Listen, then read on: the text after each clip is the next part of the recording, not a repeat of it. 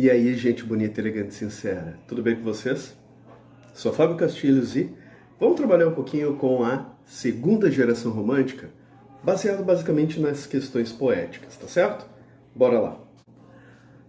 A segunda geração romântica muitas vezes é chamada de geração mal do século, ultrarromantismo ou byronismo. Por quê? Porque no byronismo ela faz referência a Lord Byron. Quem foi Lord Byron?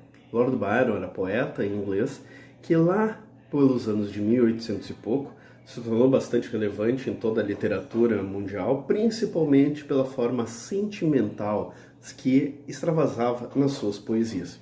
E esse sentimentalismo, esse egocentrismo, foi reverberando em todos os poetas pela Europa, como por exemplo Alfredo de Musset, poeta francês, que inaugurou, entre outras coisas, e fez parte da geração do mal do século na França, também chamada de mal du siècle, né? Então, o que isso quer dizer? Quando essa vertente chega ao Brasil e encontra o romantismo brasileiro, encontra jovens, universitários, estudantes, muitos dos centros acadêmicos do mundo universitário de São Paulo, e a partir dali, entre alguns poetas, acabam se destacando Álvares de Azevedo. O que é o Álvares de Azevedo? Entre tantas poesias, no seu texto a gente encontrava um sentimentalismo exagerado, a busca pelo tédio, a fuga das coisas da vida. A tentativa de falar sobre a morte e sobre como seria bom fugir de todo esse sentimento de melancolia é que importava naquele contexto de meados do romantismo. Por que a segunda geração do século, a segunda geração romântica, acaba se tornando essa geração tão sentimentalista? Porque vindas de um nacionalismo exagerado, surge também uma juventude um pouco reflexiva. E esse exagero reflexivo se transforma em poesia. Por isso, dê uma olhada neste exemplo, Se Eu Morresse Amanhã, de Álvares de Azevedo. Se eu morresse amanhã, viria ao menos fechar meus olhos, minha triste irmã, minha mãe de saudades morreria, se eu morresse amanhã. Poeta de tantas obras, mesmo muito jovem, ele morre em torno dos seus 20 e poucos anos.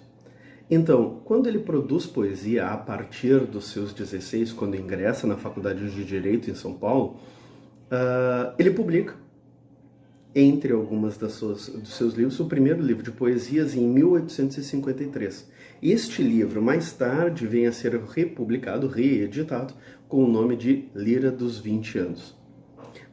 Essa obra é tão importante porque é ela quem carrega muitas das características que nós reconhecemos hoje como sendo o romantismo. O exagero, a busca pela dor, a falar sobre o tédio, falar sobre o sofrimento individual do poeta, o quanto os meus problemas enquanto poeta, enquanto as minhas dores são mais importantes do que tudo o que está acontecendo ao redor do mundo. Um exemplo disso a gente pode ver no poema Lembrança de Morrer, que a gente pode ouvir um trechinho. Quando em meu peito rebentar-se a fibra, que o espírito enlaça a dor vivente, não derramem por mim nem uma lágrima em pálpebra demente, e nem desfolhem na matéria impura a flor do vale que adormece ao vento. Não quero que uma nota de alegria se cale por meu triste passamento. Retome esses dois primeiros versos. Quando em meu peito rebentar-se a fibra que o espírito enlaça a dor vivente. Existe uma metáfora aqui em que a gente enxerga a fibra como sendo o coração. Por um lado, o coração como a metáfora, o sentimento, aquilo que simboliza de mais emocional do ser humano. por outro lado, é um órgão vital que é o que deixa o espírito enlaçado e nos traz vida. Mas agora, quando esta fibra rebentar, quando este coração rebentar, a fibra, o coração e o espírito e a vida, tudo se vai. E é neste sentimento que eu peço que não derramem só por mim nenhuma lágrima.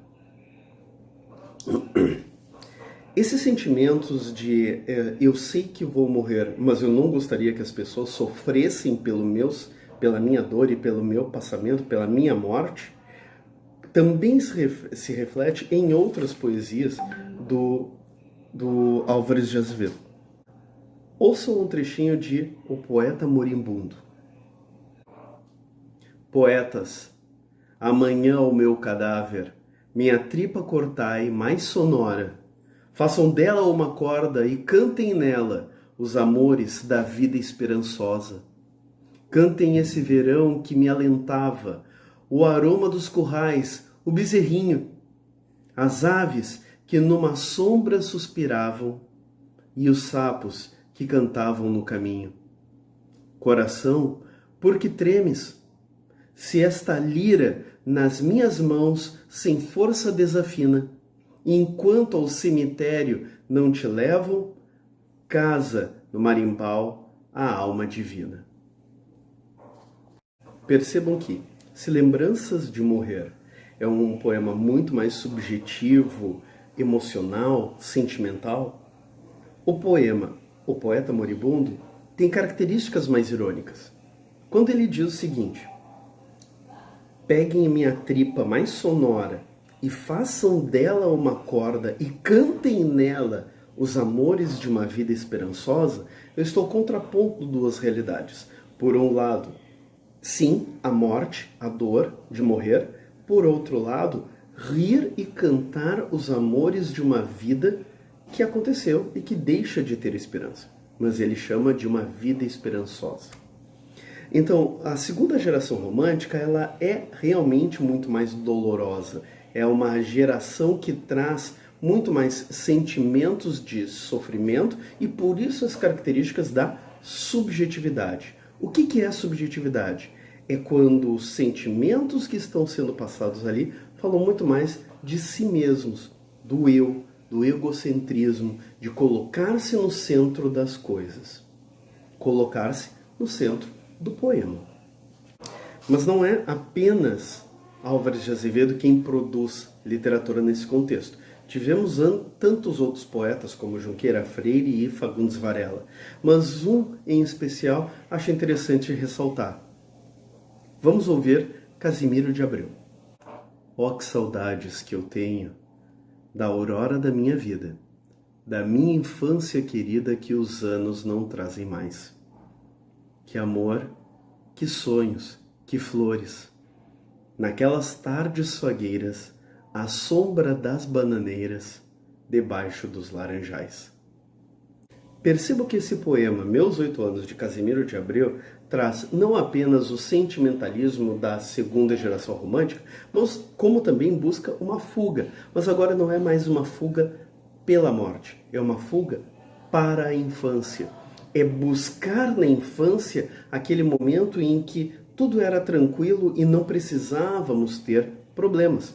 Hoje, na atualidade, naquele contexto em que o Casimiro de Abreu estava, ele se sentia preso, angustiado, entediado, e todos esses sentimentos ele buscava algum tipo de alívio pensando na infância. Certo? Percebam então que estamos falando sim de sentimentalismo, mas que aquele sentimento romântico, ele reverbera no tempo. Eu vou ler uma tradução de uma música e quero ver se vocês percebem de quando ela é ou de quem ela seria. Estou tão cansado de estar aqui, suprimido por todos os meus medos infantis. E se você tiver que sair, eu gostaria que você fosse embora, porque sua presença ainda permanece aqui dentro comigo. E isso não vai me deixar em paz? Essas feridas não parecem curar. Essa dor é real demais. Há muita coisa que o tempo não pode apagar. Quando você chorava, eu enxugava todas as suas lágrimas. Quando você gritava, eu lutaria contra todos esses medos. E eu me segurei sua mão por todos esses anos, mas você ainda tem tudo de mim. Vocês conseguiram perceber que essa é a letra de My Immortal, do Evanescence? Uma banda lá dos anos 2000, do início dos anos 2000? Então, a gente consegue ouvir na tradução aquele mesmo sentimento, aquele mesmo pesar, é um sofrimento por amar. É um sofrimento por estar passando pelos problemas pelos quais eu estou passando. É um sentimento de que, mesmo vivendo e tendo uma vida dessa forma, isso não é o suficiente para me trazer felicidade. Ao contrário, esta vida cheia de sofrimentos é o que realmente vai me fazer me sentir cada vez mais desesperançoso por estar vivo. Tá certo? Segunda geração romântica é poética, é sentimental, é subjetiva, é egocêntrica, mas ela passa. E aí, vindas de um nacionalismo exacerbado que busca uma identidade para uma nação inteira, nós acabamos caindo na busca de uma identidade muito perdida, mas individual. A segunda geração romântica, nesta busca de uma identidade individual, acaba caindo naquilo que é o tédio, na melancolia e na tristeza. A gente vai passar por essa segunda geração romântica e no próximo vídeo de literatura a gente vai falar da terceira geração romântica, a geração do condorerismo, a libertária. Vamos falar de Castro Alves, tá certo? Demais, um grande beijo. Fiquem em paz. Até. Tchau.